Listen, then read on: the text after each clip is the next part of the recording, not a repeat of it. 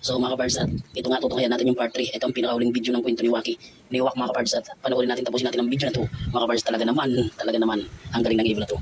Ito mga kapards, kahit sino alam natin, kahit sino sa atin, alam natin to.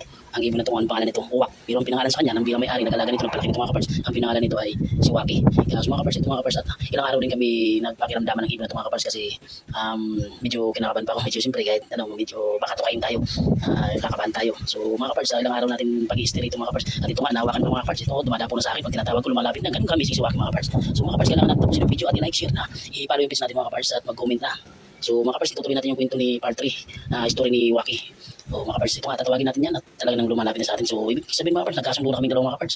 So panoorin natin mga kapards at makita natin kung ano pong mga amazing na ginagawa ni Waki. Ito na mga kapards, at ulit-ulit yung nga siyang tinatawag, lumalapit talaga mga kapards. Napakasarap mag-alaga ng ganitong ibon, lalo kung napaamo mo na mga kapards, no? So ito mga kapards, alam naman natin na ito ibawal na mag-alaga nito, lalo kung wala tayong kompletong papel o ano pa man na galing sa dapat pagpaalaman. So ito kasi mga kapards, bali tatlo magkakapatid mga kapards, yung dalawa medyo pinalaya na at kinuha na yata nung magulang. Ito kasi mga kapards, ang mga 15 years na to dito mga kapards, kaya nasanay na sa mga tao. So ito mga kapards, kaya tinalian natin to, kaya tinalian nila kasi sinasanay nila na may kari. Kasi mga kapards, ito kumbaga baka nakakapiro, yung namimerwisyo siya, yung mga puwan daw ng motor na binubutas niya, kaya medyo tinalian siya para masanay. So at saka yung mga pagkain, kumukuha siya lalo kung may natutulog, halimbawa nakaupo, tapos may nakita siyang pira, kinukuha niya talaga mga kapards. Ganun din ang ugali ng ibon ito mga kapards. Pero binabalik naman mga kapards, so hindi naman siya namimerwisyo, hindi naman siya nananakit, lalo sa mga, so in-advance lang natin na hindi makapanakit ng bata na. Pero hindi naman ginagawa niya, so advance lang tayo mga kapards, advance lang sila. So mga kapards, halimbawa ito daw kukunin ng at nakausap nga natin yung may-ari nito, yung nagpalaki nito at nagpapalaga nito. So kung kukunin daw siya ng halimbawa kukunin na siya ng dinar o sino ba na talagang siyempre alam natin ito na bawal. So mga kapards, gusto yung mangyari pa, papakawalan na lang kasi baka daw hindi malagaan ng maayos to at saka hindi nila gaano kung anong kinakain nito at nasanay nga ito sa ano man ang pinapakain ng talagang nagpalaki ito nag-alaga nito mga kapards. So ito mga kapards, ipapakawalan niya na lang daw kung halimbawa kukunin sa kanya, at least malaya pa. So ito naman kasi kinukuha na lang ito dati mga kapards. So bumabalik talaga sa kanya. So ito mga kapards, at mga kapards, ito na nga pinapaliguan nga natin. Gusto maligo siya. Alam mo, nakakatuwa sa iwaki na ito mga kapards ang pinto dito. Kung gusto niya maligo mga kapards, para siyang umiiyak at nagpapalambing siya. Ibig sabihin gusto niya na maligo. Hindi ba ganun ka-amazing na ibon ito. So mga kapards, dito naobserban ko parang hindi siya gaanong nakakabilo kasi maliit. So pinalitan natin ng timba ng planggana, para makabilo siya. Ayan na mga kapards, at titingnan natin kung gaano siya kaganda maligo. Yun, di ba? Ayan si Waki. Ito ang pinakahuling kwento part 3 ito mga kapards, yung mga naunang video ni Waki, mga nauna na, at na-upload na natin yung part 1, part 2, itong pinaka part 3. Kaya abangan nyo ito mga kapards, tapusin yung video at i-like share na mga kapards.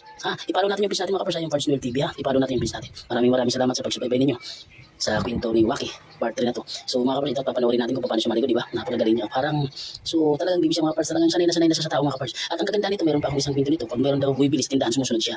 Ngayon, minsan, pag hindi niya pa nakukuha, halimbawa yung bibili, hindi niya pa nakukuha yung binili niya, hindi mo siya lalapit. Pag nakuha na siya, kasi lalapit. So ibig sabihin nangihingi siya. So ito mga kapards, mamaya makikita niyo kung paano siya kumuha ng pera. At marunong siya sa pera mga kapards. Pag sinabi ng may-ari na kunin mo ganito, halimbawa kung magkano, ganun din kukunin niya mga kapards. So ganun, diba? Galing ka-amazing ni Waki. Ito mga kapards, napakasarap yung panoorin siya naliligo. Para lang siya yung bibi o yung itik. Diba? Pero ibon niya mga kapards, alam natin kung anong ibon niya na. Ito ay si Uwak. Uwak to mga kapards, no? Uwak to. Pero ang pangalan niya mga kapards na sanay sa Waki. Pag tinawag mo siyang Waki, lalapit siya sa'yo. Wow, nice talaga. Galing. Ibon na ito mga kapards. Nakakaingit gusto ko sana nangingi ka sana biling ka sa bawal mga kapards. So doon lang siya talaga sa palaki sa kanya. Ito mga kapards, kahit daw siya maghapon siya naliligo sa planggana mga kapards, okay lang sa kanya talagang maghapon nga talaga kasi sinasabay niya na may-ari, maghapon daw siya talaga naliligo. Yan. Diba? Ibig sabihin malinis siya. Diba? Pero ito mga kapards, akala mo para pa 15 years old niyan mga kapards, 15 o mahigit pa ang ibon na ito mga kapards. So ito, tapusin natin yung video mga kapards. At ako nga, nagpabila ko ng chicheria at susubukan nga na papakainin ko siya kung talagang kukunin niya, kung kakain siya ng chicheria. Talaga naman, ang galing talaga ginawa ko mga kapards, ang galing diba kinuha niya. So ang kinaganda nito, marunong siya maghimay. Kaya iniipit niya rin sa kuko niya, pamiyat yun na, inunti-unti niya. So di ba saka mga kapards, siyempre mamaya papakainin siya ng karne. Siyempre paborito nila, mga ganitong ibon, paborito nila mga kapards, hindi ko ano karne talagang gusto nila, di ba? Kasi ito mga kapards, kung napabayaan mo, kaya nga itong mga kapards sinasanay sa tali kasi minsan hinahabol daw yung mga sisiw. Siyempre alam mo naman ito, talagang ganun ang kinakain nila. Ayan. So ito mga kapards, mamaya bibigyan natin ng ako bibigyan ko siya ng karne kung kakain niya sa mga kapards ng karne. Siyempre alam ko ito paborito nila mga kapards, no? Diba? So ito mga kapards, ayan kanina pa yung mga kapards, halos mga ilang ano na siya naliligo kasi kung napapansin nyo wala ng tubig kasi inuubos niya. Ito mga kapards, bibigyan natin siya ng konting karne mga kapards. Tingnan mo kung paano siya kumain ng karne. Gusto niya yan, diba? Wow, napaka-juicy, napaka-simple niya lang mga kapards, diba? Ganun siya. Kaya mga kapards, susubukan natin kung paano siya kumuha ng pera. Pero sabi na may-ari, kumuha ka ng 3 piso, may pera dyan, may baril dyan. Mga kapards, nakuha niya talaga lahat. 3 piso mga kapards, nakuha niya talaga, di niya tinigilan, nakuha niya. Ang galing mo talaga, Waki. Amazing ka. Ayan nga mga kapards, talagang mga kapards, pilitin niyan, hindi niya niiwan. Bali ang nagpapadukot ng mga kapards, siya mismo ang nagpaalaga niyan. Hindi natin babagatin yung pangalan niya, siya po ang pinaka-may-ari kay Waki. Ito mga kapards, nakuha niya na. Ito mga kapards, ang 3 piso niyan, nakuha niya mga kapards. Ayan, papaulit natin mga kapards, ito kung talaga makukuha niya ulit. Ayan, tingnan niyo mga kapards, kung paano niya makuha. Wow, galing. Pero may isa sa linulunok, hindi naman niya linulunok, hindi dinidiretso, parang may stuck lang sa gilid, oh. Kita niyo kung paano niya makuha mga parts, oh. Galing mo talaga, Waki. The best ka. Amazing ka, Waki. Si Wak. So, mga parts, ipalo na yung page natin. I-like and share na. I-share nyo na yung video na to. At maraming salamat sa lahat na nanonood sa part 3 na to. Tapos natin yung part 2. So, pumunta na lang kayo sa page natin para makita natin lahat ang kwento nito. So, maraming salamat mga parts. Like and share na po. And follow na. I-comment na. I-share nyo na po ang video na to. So ito na po mga pars, pinupulot na natin yung bariyang sinubukan natin si Waki kung paano siya lumukot ng pira sa bulsa. No? Thank you very much sa lahat ng nagsubaybay sa video na to. Maraming salamat at inuulit ko po, pakipalo po yung page natin dahil Noel Pars, kay Pars Noel TV po.